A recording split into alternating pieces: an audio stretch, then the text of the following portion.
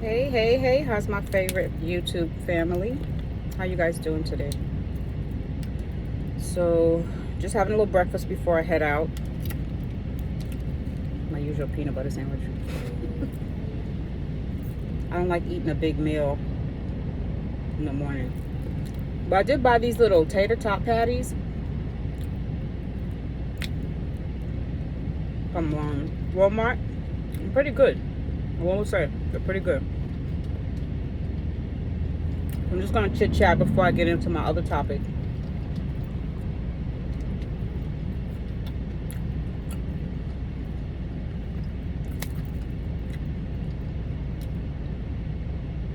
Brushing off haters is like a full-time job. I realize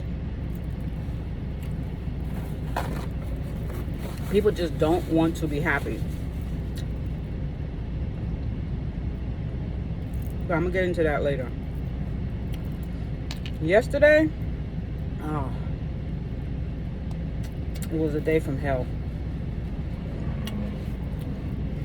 I woke up in the morning and I wasn't feeling like my usual chipper self because I'm going through a breakup, and some days it's, you don't think about it. Some days you think about it, you might, how you say, ruminate on it. And I know it's not cool to bash your ex online, so I'm not even going to go into the dynamics of the relationship and all that. But just know, I gave it 100%. Shit just don't work out. Sometimes people, I will say this, it was a learning experience, and I learned a lot about myself, and I also learned that you really got to be careful who you fall in love with. Like, you got to fall in love with people based off of their character traits.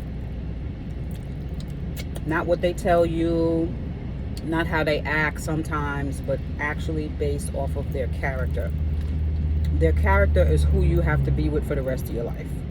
So no matter if they got money, or if they're broke, whatever, find somebody with good character if you're a good person. That's if you're a good person. Now, if you got some issues and you're a bad person, then you need to be with a bad person. But I just thought, anyways, we're going to leave that where it's at. I'm moving on to take care of me. I'm tired of always mentally being there for people, taking care of people. And then I get the short end of the stick. But it is what it is. Anyways, yesterday I woke up, I was feeling okay. Get to the shipper to drop my load. And I was happy because it wasn't a live load. It was, you pick up your trailer, you drop that one, and you go. Why my freaking tire gets stuck in the rail track on the shipper yard. They have this railroad track on there, and it had like a little dent in between the tracks, and my tire just like literally decides that day it's gonna fall like right into it. And it was taking everything to get this truck out of that damn railroad track. And I'm like, what is going on? Is the gods from hell trying to rush and curse me? Like, is my mother's voodoo trying to come at me? Like, what is happening right now? I was just so mad. So I had to calm down. I smoked a cigarette. I was like, okay, my nerves was, because it was nothing I was doing was making it worse. I hit the throttle, the what do you call that? The differential lock. That helped a little bit, but it was like I couldn't like reverse back off, and I couldn't really go forward because there was two yellow poles right around the track area. And I'm like, why is there a freaking pole there? And it just seemed like everything which way that truck needed to go was a roadblock. It was a block. It was a trailer there. Somebody, the yard jockey parked his truck on the other side. I'm like, why are they parking trucks? It seems like sometimes in these shippers and receivers, they put their personal vehicles or anything that can be in the truck driver's way, and it's like, we don't care how you figure it out. We're not going to help you. So I was just so flustered. By the time So this man came and he kind of, he kind of redirected me, helped me. He was like, just try to make your truck hug the other side.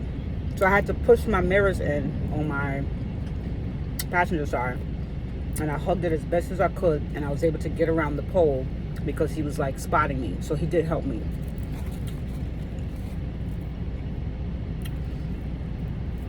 I had to swallow. And it's like, that's why I don't like these gender wars, because they say men are not useful. And it's like, anytime I've been in a bind, it's always been a man help me. It has never been no female come and help me change a spare tire, or, you know what I'm saying? I ain't got nothing to do with my looks, because sometimes I'll have on a scarf, a hat, a hoodie. Men will still help me. So I'm like, anyways, there's bad and good people in every gender. So we're going to leave that there. I'm going to address this Princella thing after I finish talking about my day. So then I finally get the truck out the hole or whatever. It wasn't like a big hole, but the way it was with the rocks and the gravel and the tracks, the tire wasn't happy about that.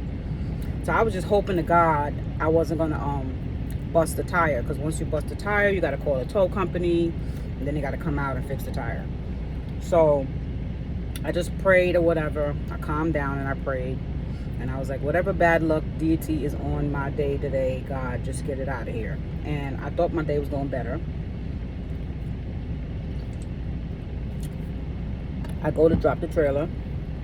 They got this yard jockey truck in front of where I need to straighten out my truck. So I'm trying. I'm sweating. It's hot out there. And I'm like, okay. So the guy must have saw me struggling. So he came out wherever he was from, and he said, if you can't get it in this hole, they said you could just park it at the dock. I said, okay. And I looked and see where the dock was, and I was like, okay, it seems like it got more space over there.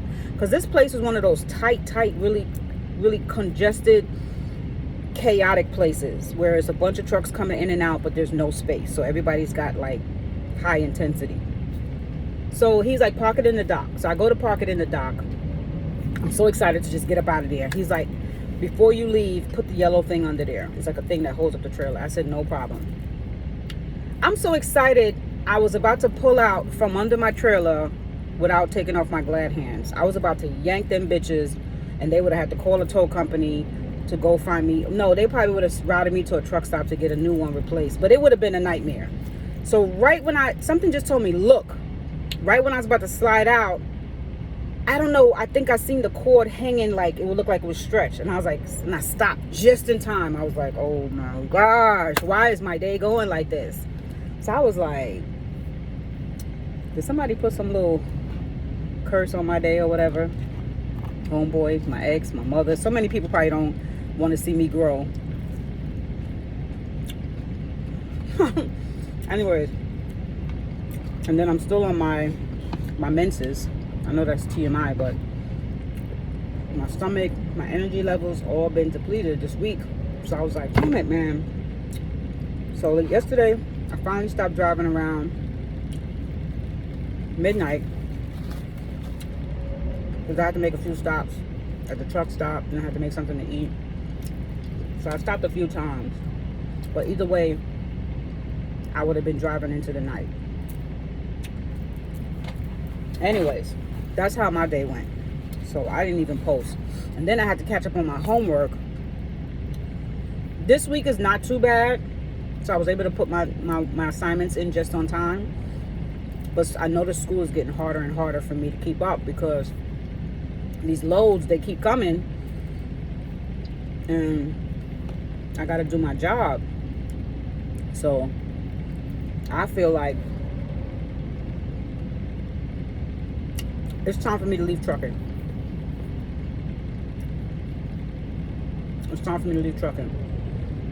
So I'm gonna work with this company a couple more months, probably up until the summertime is over, going into the fall, and then I'm gonna resign and go back to New York. My daughter, my youngest daughter, and my brother lives in New York in my apartment. So I need to really focus on getting my degree.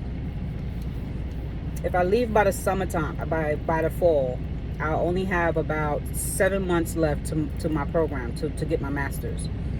I could let them hold down the fort in New York while I'm finishing school. You know what I'm saying? As far as income, and then I get my veterans pay every month. It's not a whole lot of money, but it's enough to keep me over afloat. And then I may have to take out either some financial aid or whatever I make on the truck in the next couple months. I'm gonna save that as far as savings, just in case of emergency. And then if push comes to shove, I'll get a part-time job. But I don't see me needing to get a part-time job because my daughter already graduated her esthetician program. She should probably be working within the next month or two, and my brother's already working, so we can all come together and pay the bills for the in New York. You know what I'm saying? It's a 3-bedroom, so we all have our own room, so it's not going to be like crowded or nothing. I think it's just best for me to go back to New York. There's nothing really left for me in Georgia. I mean, my oldest daughter's in Georgia, but she lives with her boyfriend now. They about to get married. It's time for me to move on. Plus, everything in Georgia remind me of my ex now. Me and him been together almost 5 years, and it didn't work out. It was just not working. So it's time for me to leave. I don't really like Atlanta traffic. I don't like the heat. I don't like the bugs. I don't like New York either. New York is not going to be my forever city. But New York is convenient. You know, the stores, everything is just right where you need it to be. You don't have to drive. You could just get on the train. I just feel like me living in New York is just going to be easier for me to get those things going faster, like finding a job faster. So my goal is to work in psychology. You know what I'm saying? Wherever I decide to get hired, I will do that maybe for about 2 years. And then if I decide to move to another city, at least I have something other than trucking to look forward to. And nothing wrong with trucking, but trucking is just not for me anymore. It's wearing down on my body. It's messing up my health as far as sleep patterns. You know what I'm saying? Like, it's just like the convenience of getting to a store, getting to a bathroom. It's starting to really wear on me and my mental. You know, truck drivers, we go through a lot dealing with the people on the traffic.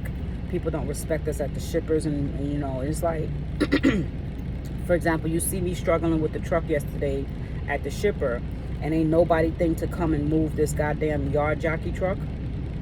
Like, any of those guys could have just jumped in that truck and move it out the way so I could park into the thing. It's just like they make trucking unnecessarily difficult. And then you got all these new DOT laws, and you got to go by this clock. You're always racing the clock. The clock is what's making you more tired, because before the clock was invented, the ELD, they call it the electronic log device, right? Before that was invented, truck drivers will drive until they're tired, and then they will stop when they're tired. They'll sleep for a couple hours, get back up. However their body felt is what they would listen to, unless it was a load that needed to get there and they had to like lose a few hours of sleep. But it probably wasn't as bad as racing a clock. Once that clock tells you you got to stop, it don't matter how tired you are. If that clock tell you it's time for you to wake up, it don't matter how tired you are. You got to wake up. I forgot to do a mic check to see. I hope the noise is not too loud on this. I forgot to do a mic check. Oh, I hate when I do that. Let me turn it down. I don't know if that makes a difference. But what I was saying, trucking is just starting to wear on my mental. I still like it though. I still have a little love for it left. But the way the mind works, when you have a new endeavor, the mind starts to become obsessed with the new endeavor. It's kind of like when you have a new boyfriend or a new boo thing. Sometimes you don't even think about the ex no more, right? But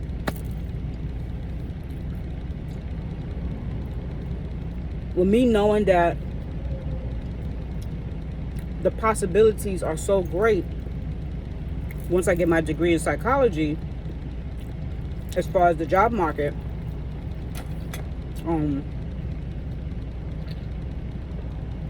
now my mind just keep thinking about that, and I'm like, losing interest in trucking. So, sorry, I hate that I'm eating, but I have to eat. So that's the thing. It's like my mental is just not in trucking like it used to be. Because I was thinking back when I was in 2018 when I first got into trucking. I loved it. I loved the adrenaline. I loved the damn near accidents. I loved the chaos. I was younger back then too. You know what I'm saying? That was what, 6-7 years ago. I was younger, so my mindset was different. You know?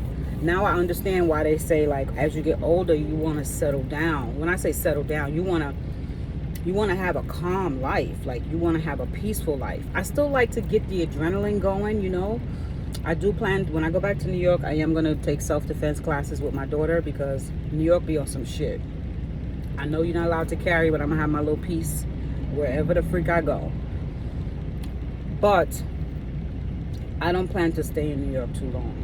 I'll probably give it 2 to 3 years to the most. But I got to get on my grind. I got to get myself together. And then I got to have a plan on what's my next plan, right? But so I'm just taking it one day at a time. But I do know for sure I'm leaving trucking as far as being over the road for sure. Now, something came up where I really had to go back to trucking. I will try to probably do local. But that over the road stuff, I can't. It's for the birds. Excuse me.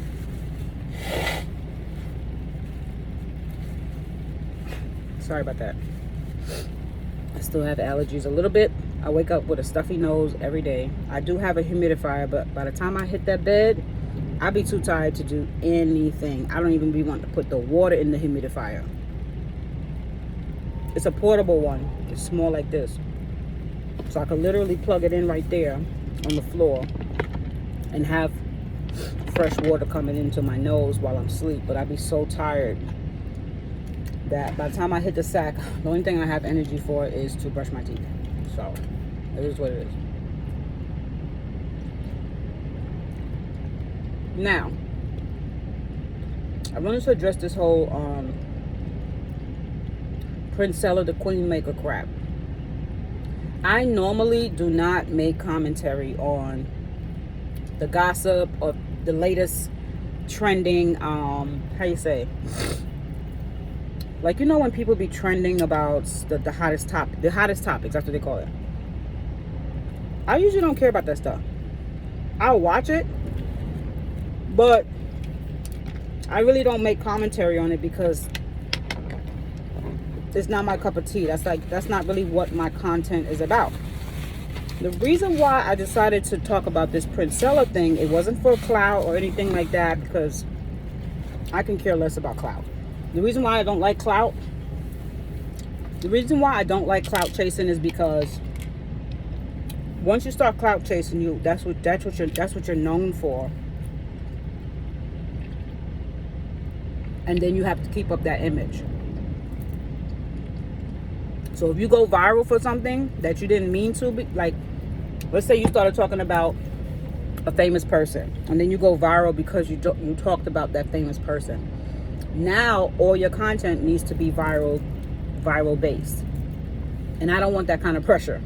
Not right now. Because I'm still trying to focus on school. YouTube is not my full career yet.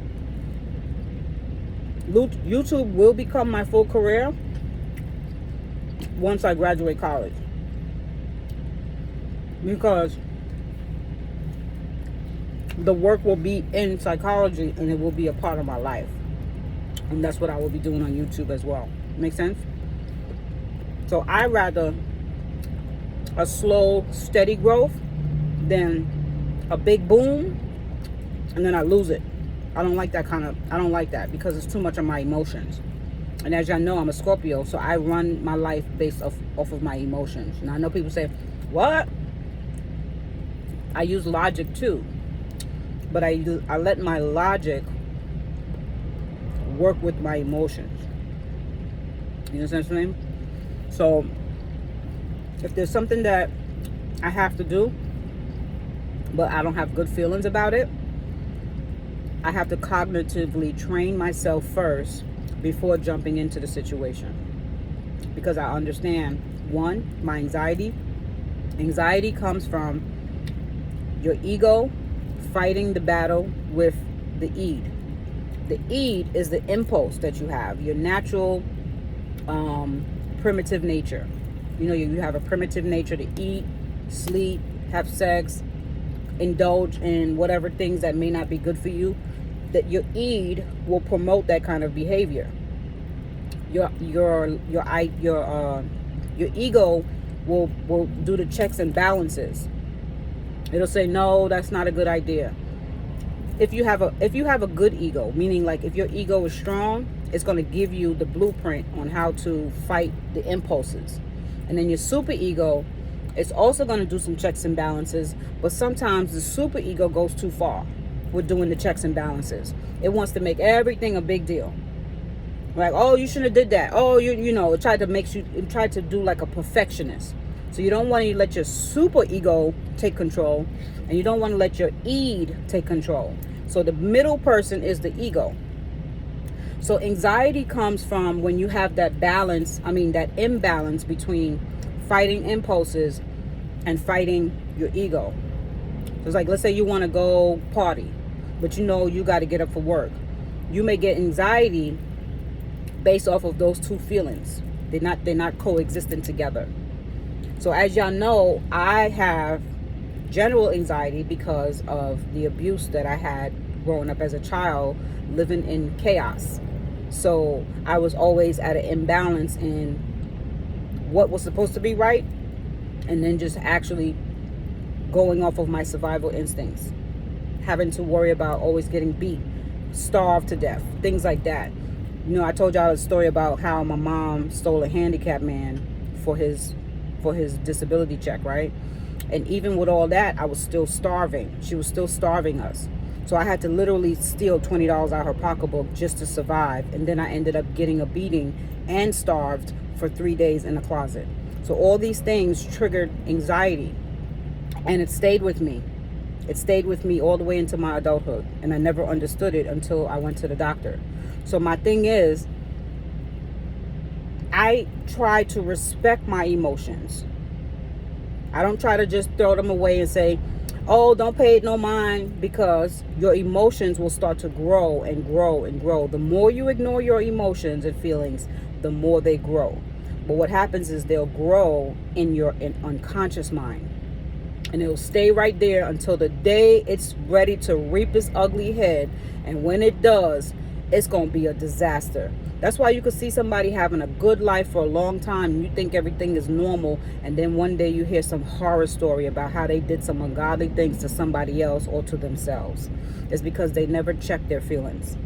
So I've learned to not let my anxiety get the best of me by constantly staying in alignment with my logic, my ego, and my impulses, the urge to do things that I know, okay, no, you can't do that today. We're going to have to get focused and do this. So that keeps my anxiety at bay. And then I got out of this toxic relationship, which was also making me come out of my alignment, because I'm always crying, I'm always upset. So now I can't do my homework because he done pissed me off trying to start an argument. It was just too much. You see what I'm saying? So now I can focus on what needs to be done. I can think clearly, and I'm like, okay, trucking is not allowing me to concentrate on school the way I need to, because I got to get these assignments in on time, and I need to be able to understand the assignments. I don't want to rush through the project and I'm not giving it my best. So, excuse me. So if I had to pick which one would I want to follow, which career, it would be psychology. Because now that I'm older, I want to be able to sit at a desk, whether it's doing it from home or doing it at an office, and having a set schedule. You see what I'm saying? A set schedule where I know, okay, I'm taking this client at this time, this day, whatever, and I'm not worrying about, oh my God, I got to get to this load on time, and I'm driving like a maniac trying to get where I got to go, and when stuff hits the fan, nobody cares. They just want the load there on time. You see what I'm saying? Hold on, let me put this bowl away. So, I'm kind of full off of those little fries. So that's where I'm at with trying to I probably lost my train of thought just that quick. These people come on this. Oh, that's what I was saying. I'm trying to, if I find a case online where I think it has to deal with some level of mental health, I will address it. So one day I was listening to this B. Taylor situation, and she came online. I didn't know this girl. I didn't know Princella. I did see her one time on Princellas Live. I did see that. So I didn't know they had went into a full-blown relationship, because I know she had came on Princellas Live talking about she was getting picked on by the manosphere and all this stuff. So I was like, oh, okay. I was just listening. I never really believed in Princella's whole ideology about hating your boy child and hating men. I never really believed in that, because it always looked like it was coming from a biased self-righteous standpoint, right? Because I'm like, okay, the same men that you're talking about that sleeps around, who are they sleeping with? They're sleeping with the same women you're saying are victims. So it's like, if they're sleeping with the women, obviously the women wanted to sleep with them. So if you're cheating with your neighbor's husband, it's not just the husband that's wrong, it's the woman that's wrong too. So she's making it sound like men are only sex-based. And I'm like, but women like sex too. Like, I've been seeing a lot of women doing some old weird sexual stuff. So we're just gonna say men are the ones that are sexual deviants? Yeah, maybe men have more testosterone. I will give her that on some.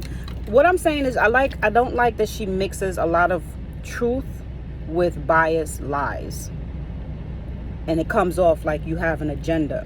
So now you're going to target the women that have been abused by bad men and say, this is the nature of all men, is very biased.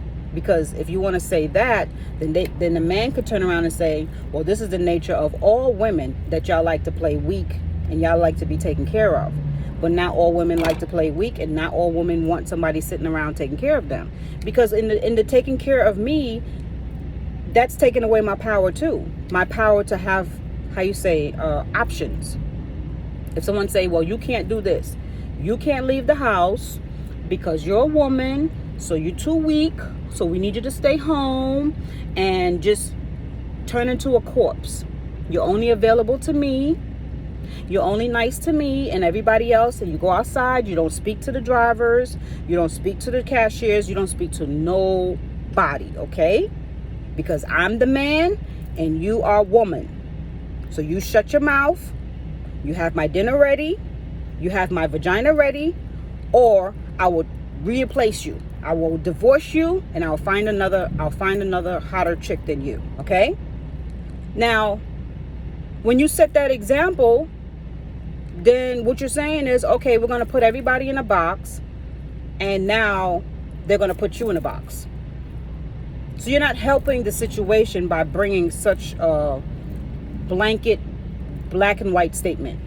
This is why I think mental health is important, because if we sitting up here listening to YouTube psychology people, that they just had a bad life, so now they're going to tell you how you should run your life based off of their bad ideas, we're going to have a hot mess of people. Go and actually do the research and stop faking the funk. If you have biology in your background, you said you was a biology engineer, whatever, right? Wouldn't you know how the basics of how a child is supposed to be raised? Like, you feed them, you give them love. This is what biology teaches us. Nature versus nurture. So you're sitting up there talking about you're just queen maker, you're so smart, you're so intelligent, men are the dumb ones, we're the smart ones, but you don't even have the common sense to put food in your child's stomach. But then you have these haters that are riding your bandwagon. Maybe they have Stockholm syndrome, or maybe they just evil themselves. They want to come on the people's pages that bring truth, like my page, and spew bullshit. They come in the comments, talk about, I don't know what I'm talking about. They want to dispute actual medical facts about narcissist people. I've gotten a couple of comments here and there that I had to keep deleting because you're trying to act like my video is up for debate. Now, I don't mind you giving an opinion. Everybody got an opinion, right? But there's a difference between you coming and making an opinion or you just straight insulting me. So these Princella bandwagon people keep coming in the comment and they want to insult me based off of me bringing the truth to light. Not everybody wants to be a lesbian, okay? So you can't get mad at women, Princella, because they're saying, well, I have a son, I love my son, or I have a husband, or I just like men, I'm attracted to men. This is biology. If you're a person that says you know biology, you should know that that is an innate nature that people are attracted to people. So for you to sit up here and try to spew this weirdness, and this guy, I don't even know his name, he combated you. He had a Ivy League degree, and he combated your foolishness, and he said your level of IQ is very low. So all the things you're talking about, you're just spewing it from, it's like you're verbatimly as a robot, which is a narcissistic trait. Y'all learn something and y'all just verbatimly repeat it, but y'all don't know nothing about it, because if you knew anything about it, you will actually live that type of life. You wouldn't be talking about women as this my bitch, or this, or I get PUSSA. You describe women by their body parts and by what they're able to do to make you feel good, because they're considered your supply. Your whole ideology, everything you talk about, is based off of narcissistic agendas. So now you have your little flying monkeys that come into people's comments. They ain't even really that strong to go on a debate. They could have went on that lady's shout out to Lotus Flower. They could have went on her channel and went up there on the panel if they really was about that life, about protecting your whole reputation. They could have went up there and said, well, Princella has done so much for the community. She's done so much for us. We ride by her because she's this and she's that. No, what they do is they go in the comments and they make stupid ass insults. So I don't look at those particular women as victims. I look at them as they want to be just like Princella. They admire her because they want to be just like her. But they don't got the balls to be a straight up asshole like her. So what they'll do is they'll be her flying monkey. They say, well, if I can't be like her exactly, you say you can't beat them, join them. And what they'll do is they'll try to insult anybody that have their own mind, their own brain.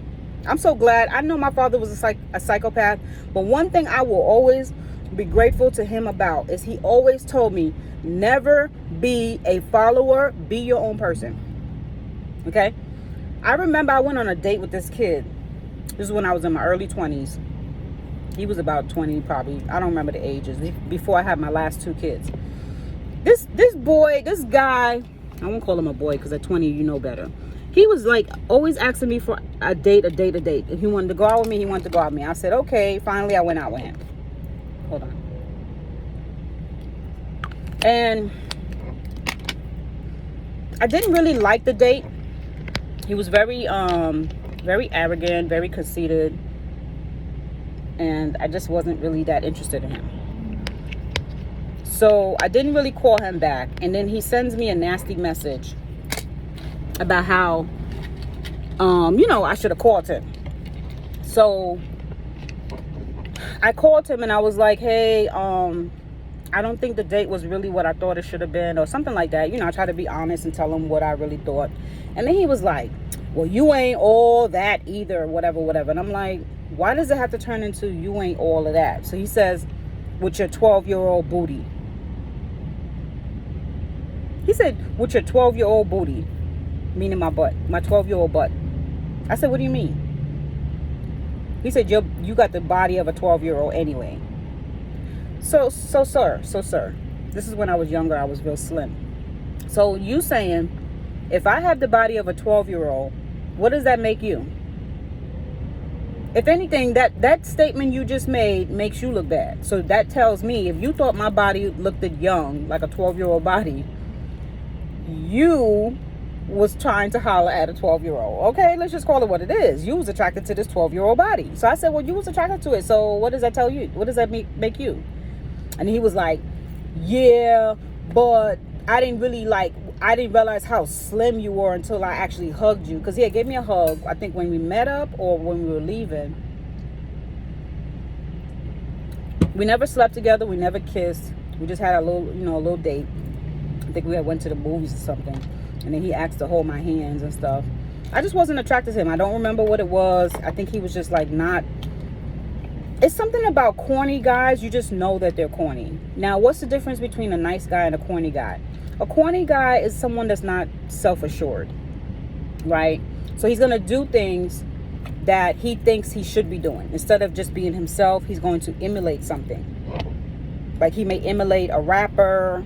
He may do things that you really can't get to see who he really is. Be careful of corny men, because those are the ones that will purposely hurt you, because they're still trying to prove that they're somebody. So it's not like you're being mean to a corny dude. A corny dude will try to play you if you don't try to peep his card first. It's kind of like he's fake. It's like being with a woman. It's the same thing with certain females. They'll perpetrate that they're all of this and all of that, and then if you try to blow their card, they'll try to hurt you some way, somehow. That's a corny bitch. Same thing with the dude. If he's corny, he's gonna do corny shit.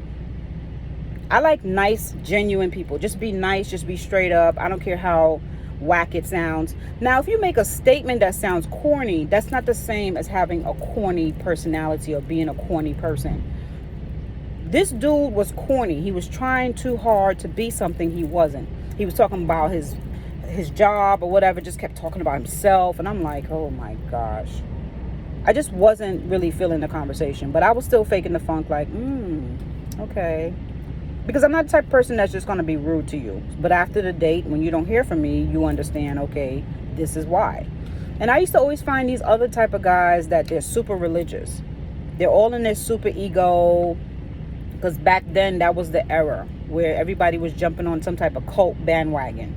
So they'll meet me and try to join the cult with me. Yeah, you need to become an Israelite like me. And these women out here. And you need to be a God-fearing woman. And it's like all of this on the first date. My gosh. I could only imagine. And I actually did date an Israelite guy. And he was into Santeria and Israelite. I'm like, make up your mind. Make up your mind. He almost broke my whole jaw. Because I spoke about his religion. It's almost severed my whole jaw. Up to this day, my jaw right here is permanently swollen.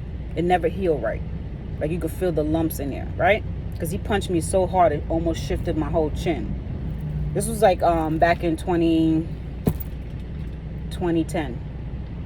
Because I made a comment. We used to always argue about religion because he was trying to convert me. Anyways, child, I've been through a lot. And you would never know by the way I look. It's like, because God has such an armor on me that he protects me from these wickedness. Like when I sense wickedness, I could literally hear it. When I first heard Princella talk, I was like, okay, she's a little misguided. At first, I didn't think she was straight evil because she was real soft-spoken. And she's like, yes, you guys just call in. I'm going to hear all your complaints. But that's how they get you. They're going to sell you a whole fantasy, these narcissists. They sell you a whole fantasy about how they are godlike and they'll rescue you from all this life of turmoil. You know what I'm saying? Child, as soon as they hoover your ass in there, they're going to tramp on you. They're going to stomp you out. They're going to make you lose all self-confidence. And then they're going to tell you, see, you ain't shit without me. And I'll build you back up. I'm going to show you how this is done. Then they're going to try to give you some fake building back up. You're going to feel whole again, or so you think. But you're really not whole. You're really just becoming one of them. If you stay with a narcissist long enough, you will become a narcissist. You would either become a narcissist or you're going to become a corpse. So one of the two things going to happen. They're either going to suck you all the way out, or you're going to take on their traits because you're going to get tired of this shit. But if you continue staying with them, they're going to make you turn into a narcissist. And then every relationship after you leave them, when you finally get the balls to leave them, you're going to treat the new people like how the narcissist treated you. That's why you got to get healing first after you leave a narcissistic relationship, because you got to make sure you're not coming off very defensive now, because they have built a lot of defenses. They have built a lot of defenses in you based off of you constantly having to do reality testing just to be with them.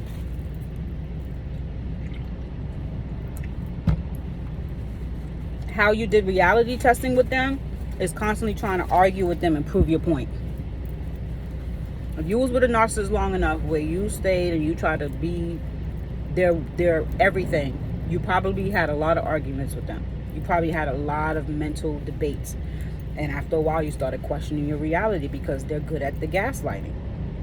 But if you don't heal after that, you're going to go into the new relationship with that same type of defenses. The same worrying, suspicion. You're going to be a basket case. So it's best to get counseling, depending on how bad it was, that relationship. Take time to heal. Take time to love yourself again, because you're going to question, why did you stay that long? One of the things that I had to question about me being in bad relationships with narcissists was, why did I stay? One is I didn't realize what it was. But then when I did realize what it was, why did I still stay? Those are the questions I had to ask myself. Like, why didn't you love yourself enough to say, you got to go? Because the old me, when I was in high school, when I dated guys when I was in high school, as soon as they showed me their bad traits, I was gone. I don't care how hurt I was not coming back to that feeling of you embarrassing me or hurting me. As I got older, I started saying, okay, I must be feeling like I'm damaged goods and I just got to settle. Well, you got a bunch of kids, like what Kevin Samuels used to say to the women. You got a bunch of kids. If you think you all that, you better go buy you a cat and die alone. Remember, he used to say that to the women, because he was trying to say, if you have kids and you're a single mom, you're coming in a situation as damaged goods, and no guy should want to take on that type of burden. But what the women, what they do is, like me, when my kids were young, I was kind of taking on that theory that you coming into a relationship, you got all this baggage. The guy might have a great job, a great career. He might have an older child, but he ain't trying to deal with your small children. All these things need to be discussed straight up from the beginning, because it's somewhat of a true statement. People don't want to take on your baggage. If you got a baby father who's still trying to be in your life and he's still trying to call you and try to get some nookie at the end of the day, that's a whole issue that you have to fix. So all these things, we go into these relationships and we're damaged and we don't even know that we're playing along this mental manipulation, and you're really just going in it for damage control.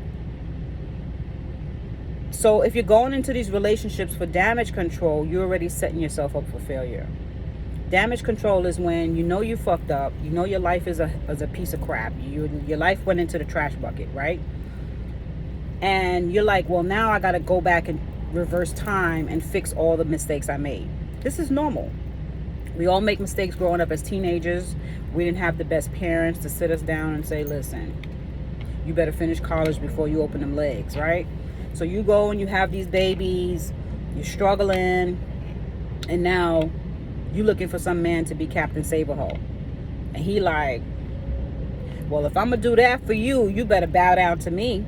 You better show me I'm the King Don Juan up in this house. And then you're like, no, my kids come first. I got to take them to daycare, so we're not going to dinner tonight. And it's just like, you got to know that these things are going to happen before you get into these relationships. Because once that vicious circle start happening, the damage control turns into worse chaos. You thinking, oh, I could just find a man and it'll fix all the problems I had before by fixing it and becoming this big happy family. Oh, I found a man to marry me. He's going to be the stepdaddy. And it's like, no, it's not that easy. You got to first fix this whole mess before going into a new relationship. Making sure the baby daddy's checked. Making sure he knows there's no more nookie over here. Making sure the kids understand that mommy may be going out and finding a new stepdaddy. And how you going to deal with them kids if they say, no, we don't like him? These are things we all got to be mature when we're trying to fix our life. And this is what these Kevin Samuels and Princellas, this is why they make all this money, because they're just highlighting the things that we too afraid to speak about, especially in public. So they just highlight it and you're like, oh my God, they're saving me.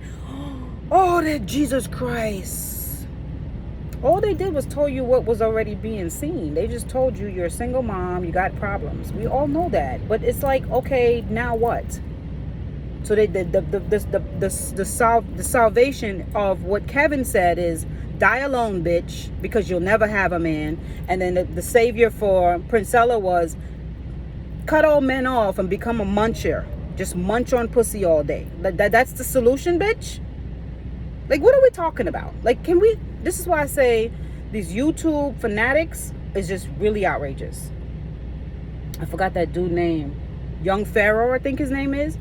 I don't remember what his ideology was, but he probably was another nutcase. And now YouTube done banned him off of social media.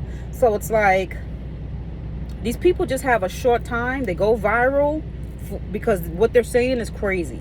So it grabs your attention because it's like, wow, they had the balls and the galls to say what I've been thinking about the mess of society, right? Because we can't even say it's just a black thing, because this gender stuff goes in all races. So you're like, man, let me hear what this person got to say. Maybe they're going to bring some light to the end of this crazy ass rainbow, right? And then they're bringing you straight to hell, because the stuff they're saying is way worse than anything I've ever heard. It's just crazy, yo.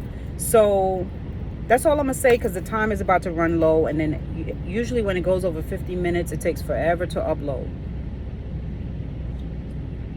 And hopefully my voice is I've been feeling real sick all week. I haven't been eating like I normally eat. I've just been like dehydrated, so I'm not in the best mood. But like I said, this video was to address the haters that come up in here, Princellas, flying monkeys, bandwagon hoes. Y'all keep coming up in my comments acting like I really care about your opinion of me. I'm just gonna block you off the channel. Like, you're wasting your time. What you need to do is focus on why you're following a cult. Focus on getting better. Focus on growing yourself. Don't worry about what the Princella bashers are gonna say, because now Tasha K is on her ass. And Tasha K got millions of followers. I'm just a little YouTuber. Why y'all worrying about little old me? Go spread that shit to Tasha K. Tasha K about to interview B. Taylor. I think she already did. And I said this months ago. I made a video called CC Trucker Chronicles. I woke up late one night, was drinking some tea, and I saw the B. Taylor video, and I was like, that stayed on my mind all day. And I was like, let me make this video. And I said, watch this B. Taylor scandal is finna go viral. I told y'all that. I said, because what Princella is doing is a dangerous game. You don't tell people to stop liking their boy children. You don't tell nobody to start hating children. How dare you? That is ungodly. You deserve to go to hell for that. You could hate men. You could say all of that. But when you start talking about trying to castrate men off the planet,